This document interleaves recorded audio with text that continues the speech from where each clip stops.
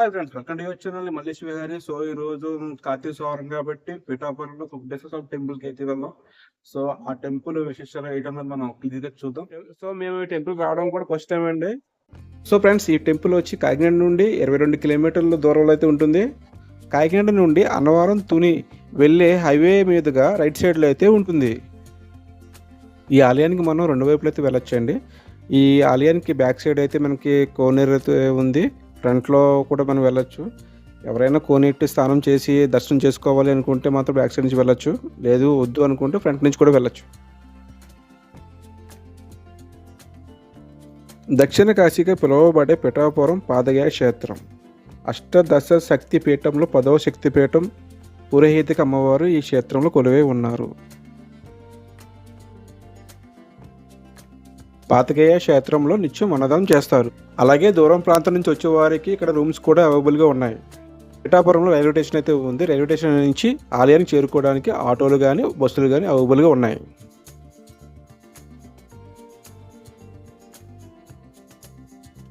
కుక్కటేశ్వర స్వామి ప్రధాన ఆలయానికి రెండు వైపులా 4 శివలింగాలు అయితే ఉంటాయి. ఆ శివలింగాలు ఆలయం నిర్మించినప్పటి నుంచి ఉన్నాయని చెబుతున్నారు. సో ఆ శివలింగాలు అన్నది మనం బయటే అభిషేకాలు చేసుకోవచ్చు. వాటర్ కానీ, పెరుగు కానీ, అండ్ మిల్క్ కానీ ఏదైనా సరే అభిషేకాలు చేస్తూ ఉంటారు.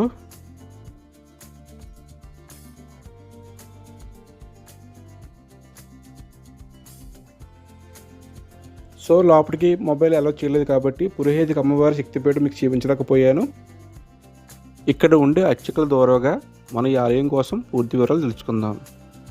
ఈ జగత్ మొత్తాన్ని భారత పరమేశ్వరుడు ఇక్కడ పరమేశ్వరైన ఈశ్వరుడు కుక్కుడి రూపంలో కోడి అవతారంలో గయా అసుర అనే రాక్షస మహారార్థము ఇక్కడ స్వయంభూగా వెళ్ళలేదు. ఆయన రాక్షసుడైనప్పుడు కూడా రావణాసురుడు శోభకు అసుర గుణములు ఉండడం వల్ల ఆయన సంహరింప తప్పట్లేదు. మీకు ఏదైనా గొప్ప వరాణిస్తాను కోరుకోమంటే మీ చేతిలో నాకు ఎలాగా మరణం సంభవించదు. ప్రధాన భాగంలో మీరే పూజించడం మంచి కోరుకోవడం ద్వారా ఆయన కనుగ్రహం చేత ఆయన్ని సంహరింప చేశారు. ముక్తిని వరాన్ని ఇచ్చి ఆయన సంహారం చేసిన గయాసుని పాదుకులు ఇక్కడ పుష్కరంలో పడ్డాయి. గయాసుని పాదుకులు క్షేత్రం కాబట్టి ఇది పాదగయా క్షేత్రంగా ఎప్పుడు తనే ఆరాధింపబడి ఆ విధంగా లోపల స్వామి ఎప్పుడు తనే పూజింపడం కూడా ఆ కోరిక పరమానందపడి ఈశ్వరుడు బోలాశంకరుడు కాబట్టి ఇంకొక వరాన్ని ఇచ్చాట. ఏమంటే ఈ యొక్క భరతఖండం భారతదేశంలో మాత్రమే తల్లిదండ్రులు బతుకుండగా పితృకార్యాలు చేస్తున్నారు. ఇటువంటి కుక్కటేశ్వర స్వామి వారిని అలాగే అష్టాశక్తి పడిన పదవడం పురోహితిగా అమ్మవారిని భారతదేశం మొత్తంలో ఏకైక విగ్రహంలో స్వయంభూగా వెలిసిన దత్తాత్రేయ స్వామి వారిని వీరు ముగ్గురిని వ్యాసుల వారి స్వయంగా స్కాంద పురాణ ఒక శ్లోకంలో చెప్పారు. అలాగే అష్టాశక్తి పదవడం అమ్మవారి 18 భాగాల్లో వెనుక భాగమైన పృష్ఠభాగం పీఠ భాగం బట్టి అమ్మవారి పేరు పీఠాంబిక. పీఠాంబిక అమ్మవారు ఉన్న ఊరి పేరు పీఠికా ప్రముఖ పీఠాపకం ఆడుతుంది. అమ్మవారి పేరునే పీఠాపురం పేరు వచ్చింది.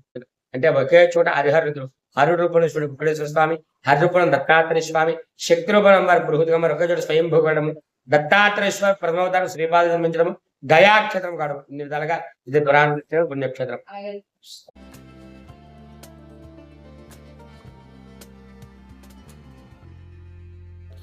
సో ఫ్రెండ్స్, ఈ వీడియో నచ్చితే కనుక లైక్ చేయండి, షేర్ చేయండి, సబ్స్క్రైబ్ చేయడం మాత్రం మర్చిపోకండి.